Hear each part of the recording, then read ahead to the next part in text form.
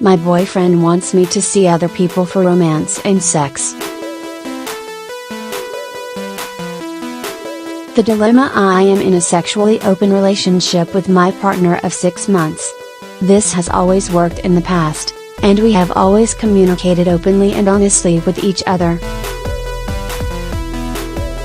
Recently, however, he expressed to me that he wants me to see other people romantically, not just sexually, instead of seeing just him as my primary partner, because he is scared to commit. I know that he has low self-esteem and often experiences feelings of inadequacy.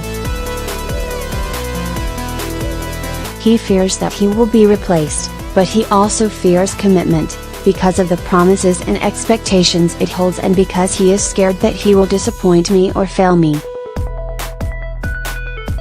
We have tried monogamy in the past and it is not something we want to try again, but I fear that he is using polyamory as a way to hide his insecurities rather than addressing them head-on, and using a lot of flimsy excuses to shield himself from the truth. I know that he loves me, but he is also terrified. What do I do to support him and get over this fear? Mariella replies, basically he's human. You list all of your boyfriend's emotional foibles quite extensively, but perhaps he's not the only one using flimsy excuses to shield himself from what's in front of his nose. There are often good reasons posited for dysfunctional lovers, but sometimes it's a less complicated scenario than we try to paint it. I'm not taking a position on polyamory. Plenty of people swear that consensually putting sexual trysts beyond your primary relationship on the menu keeps passion alive. Clearly you rank among them and you say it's worked up until now. Then again, it's hardly a long-term relationship. I'm not being judgmental, but I'm betting you're quite young. Describing the machinations of a 6-month relationship as the past and using words like always to refer to that short period when judging the relative success of your open sexual arrangement otherwise seems fairly self-deluding.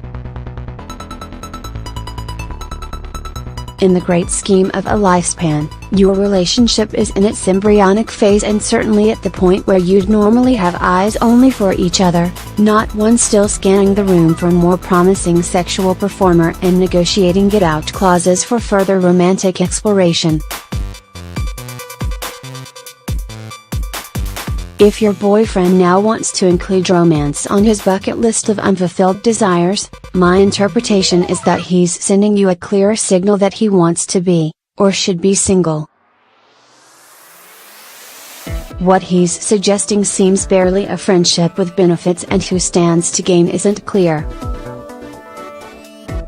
It's certainly a bonus when you're single to have a friend or two you can rely on for flirtation and sex when the pickings are slim on the more elevated romantic front. In my experience, there's usually a winner and a loser in such situations, the one who enjoys the benefits and the one who works hard to maintain the friendship. I maintain an open mind when it comes to the myriad manifestations of human love and desire, but when you've found someone you connect with uniquely, what's the advantage of remaining on the market? It suggests what you've found may be diverting, but it's not consuming enough to prevent distraction. The less you're prepared to invest in a partnership, the less valuable that union will ultimately be. Some people are prepared to settle for being tolerated in exchange for ultimate freedom, but it wouldn't work for me. You need to be confident and secure in yourself to be able to cope with the regular missiles that will be lobbed at your sense of self-worth. The people who can withstand such an emotional barrage on a regular basis are in a minority and made of sterner stuff than the rest of us. Personally, I like a few constants in my life, and one of them is the security as much as any of us can depend on another person's presence in our lives of a long-term partner. But it definitely involves compromise. What fun to welcome each new day with the possibility of an unexpected sexual adventure, but how do you mitigate for the disappointment when you are the one who's second choice? In most aspects of our lives you only get out what you put in, hedge fund managers aside. In most cases, the less you're prepared to invest in a partnership, the less valuable that union will ultimately be. Monogamy is a tough call and represents a choice, rather than a state we're naturally programmed for. It takes enormous sacrifice and commitment to choose a partner and stick with them, and the odds are heavily stacked against success. So the looser connection you advocate is perhaps more realistic. I'm just not sure how you negotiate the needs of individuals where both parties are only committed to pleasing themselves. You clearly want more from the partnership than your boyfriend is prepared to offer, and I'm sure the best advice is for you to move on and find someone who's prepared to offer the minimal level of commitment you require. It's very hard to abandon hope and act on the cold facts, so you'll no doubt linger longer and make further excuses for his behavior based on your forensic study of his psyche. The painful truth is he's not available to you in the way you want and quite frankly deserve.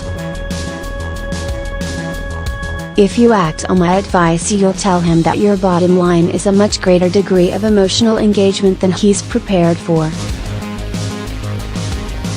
You'll save yourself a lot of time and hardship by doing so, but I fear just as he is determined to pursue his own path, you're committed to making him see the wisdom of yours.